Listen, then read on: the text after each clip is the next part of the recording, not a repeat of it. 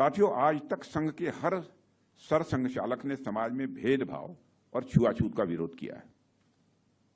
गुरुजी न हिंदू पतितो भवेत की बात करते थे। श्री बाला साहब देवरस जी ने स्पष्ट कहा है कि जाति और छुआछूत जैसी विभाजनकारी प्रवृत्तियां सामाजिक असमानता का ही परिणाम है। उनका दृढ़ मत था कि अनटचेबिलिटी को लॉक, स्टॉक एंड बैरल यानी पूरी तरह से समाप्त करना ही होगा। यह उनका स्पष्ट विचार था। श्री सुदर्शन जी कहते थे कि जातिवाद और सामाजिक विषमता भारत की आत्मा को छीण करते हैं।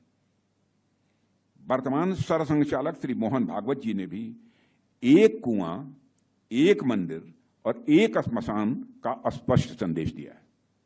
मैं बहुत ही संक्षेप में अपनी बातें रख रहा हूं। साथियों, संघ ने हमेशा राष्ट्र प्रथम सदैव प्रथम के भाव से कार्य किया है और इसी का परिणाम यह हुआ है कि आरएसएस दुनिया का सबसे बड़ा और आर्थिक रूप से आत्मनिर्भर स्वयंसेवी संगठन बन चुका है।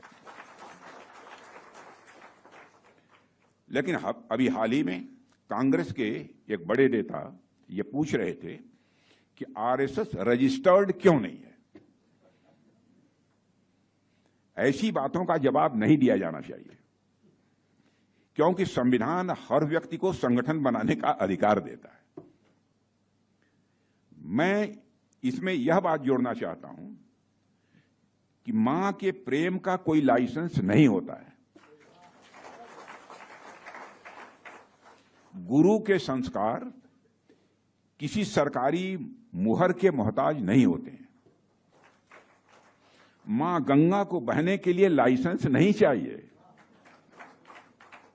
सूर्य को प्रकाश देने के लिए रजिस्ट्रेशन की जरूरत नहीं होती है। इसी तरह आरएसएस वो सिविलाइजेशनल फोर्स है जिसे किसी सर्टिफिकेशन और वैलिडेशन की आवश्यकता नहीं है। संघ निरंतर सेवा धर्मः परमः श्रेयः की भावना के साथ कार्य कर रहा है और भविष्य में भी करता रहेगा। दुनिया की कोई ताकत इसे रोक नहीं सकती। साथियों, पूरी दुनिया में शायद ही ऐसा कोई संगठन हो जो इतने बड़े स्तर पर और इतने लंबे समय से लगातार कार्य कर रहा हो और उसमें आज तक विभाजन न हुआ हो। बड़े बड़े राजनीतिक पार्टियों को देखिए, बड़े बड़े संगठनों को देखिए, 15, 20, 25, 30 वर्ष के बाद ही उनमें कोई न कोई विभाजन हो जाता है। लेकिन 100 वर्षों से अधिक का समय गुजर गया, लेकिन आज तक राष्ट्रीय स्वयंसेवक संघ का कभी विभाजन हुआ ही नहीं। शायद किसी ने कभी कोई सोचा भी नहीं होगा। लेकिन आज तक आरएसएस में न कभी कोई विभाजन हुआ है, न ही कोई बिखराव हुआ है। और यह लीडरशिप क्वालिटी के साथ साथ उस मूल भावना का भी यह परिणाम है जो राष्ट्राय स्वाहा इदम राष्ट्राय इदम न मम की बात करती है। जो कुछ भी है राष्ट्र का है, मेरा कुछ नहीं है। और संघ का हर स्वयंसेवक इसी संकल्प के साथ कार्य करता है कि मेरा कुछ भी नहीं है। अगर कुछ है तो सब राष्ट्र को समर्पित है। उसे किसी पद या प्रतिष्ठा की लालसा नहीं रहती, बस सेवा की ललक रहती है। साथियों, इसलिए मैं कहता हूं कि जो संस्था सेवा, आत्मत्याग और समर्पण के आदर्शों पर चलती है और जिसके कार्यकर्ताओं का ध्येय पवित्र होता है, वहां विभाजन नहीं होता है, केवल संयोजन होता है। वहां विभाजन नहीं होता, केवल संयोजन होता है। और उस संस्था के लोगों को प्रसिद्धि और पुरस्कार की लालसा भी नहीं रहती है।